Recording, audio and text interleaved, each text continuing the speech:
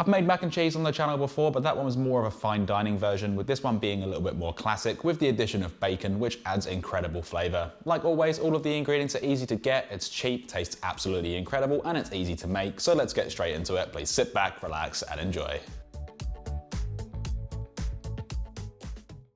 Alright, starting this off, we're going to need 300 grams or 10.5 ounces of streaky bacon, which is from pork belly, but back bacon is good to use too. And with this, just stack it up into layers, slicing it in half lengthways, rotate it 90 degrees, and slice into large diced pieces. Usually certain things get smaller when they're cold, but with bacon it shrinks quite a bit when cooked, so it is better to be on the larger side. Of course we need garlic, so here is 5 freshly peeled cloves, and usually I just mince these up, but for this recipe we're going to chop them quite fine, which will have a slightly weaker flavour rather than minced garlic, as the allicin compound, which is what gives garlic its strong flavour, isn't broken down as much, but if you do prefer to mince them, I recommend using 4 cloves instead of the 5. As for the fresh herbs, we need 10 grams or 0.3 ounces of soft stem thyme and 5 grams or 0.2 ounces of flat leaf parsley, and with both of these just give them a rough chop, with the thyme being used in the mac and cheese and the parsley being used as a garnish, so it is optional if you don't want to use it. Also, depending on if your thyme has really woody stems, you may also have to pick off the leaves. Next is 200 grams or 7 ounces of cheddar cheese, and you can use a different cheese of your liking, to which can then be ran along the larger side of a box grater, placing it into a bowl for the time being.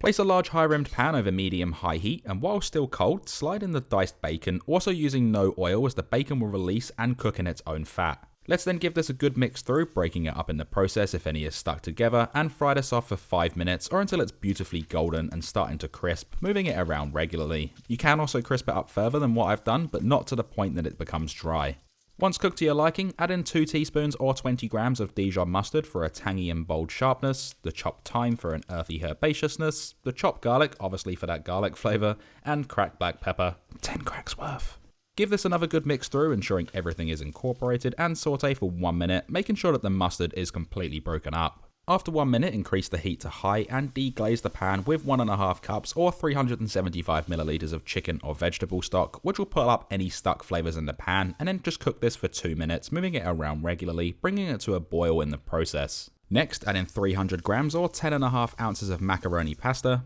2.5 cups or 625 milliliters of milk for the base of our sauce, half a cup or 125 milliliters of thickened cream for a delicious richness, and this can be replaced with milk, and another 1 1/3 cups of chicken or vegetable stock, which will work with the milk to not only add flavour but also cook our macaroni. With that done, give this all a really good mix through just until everything is combined and those flavours have become friends, then add in 50 grams or 1.7 ounces of plain all-purpose flour and continue mixing this until all of the flour is combined and there is no clumps. You can also sift the flour to make your life a little bit easier, and once mixed through, just let it simmer away for 7 minutes over medium-high heat, just until the sauce is nicely thickened and that pasta is cooked about 3/4 of the way through. Now after 7 minutes, what you should have is this thick with 3 C's sauce and that pasta not quite cooked all the way through. Let's then add in half of the grated cheddar cheese or the cheese of your choice and mix this all through just until it's melted. You may also notice that I haven't added any salt, and that's due to the bacon and cheese, but like always, test and adjust the seasoning levels to your taste.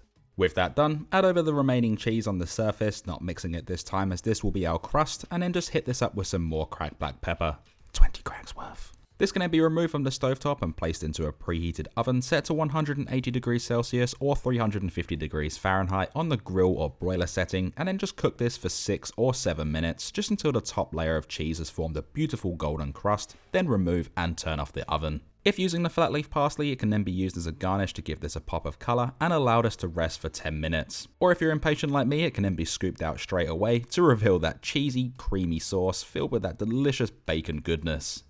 This can then be served on its own or alongside any of your favourite meals. With this one, the presentation does kind of go out the window, but it can then be garnished again with a little more flat leaf parsley and some cracked black pepper, leaving us with the best part, which is that we can then dig in. Also, I just burnt my mouth. This thing is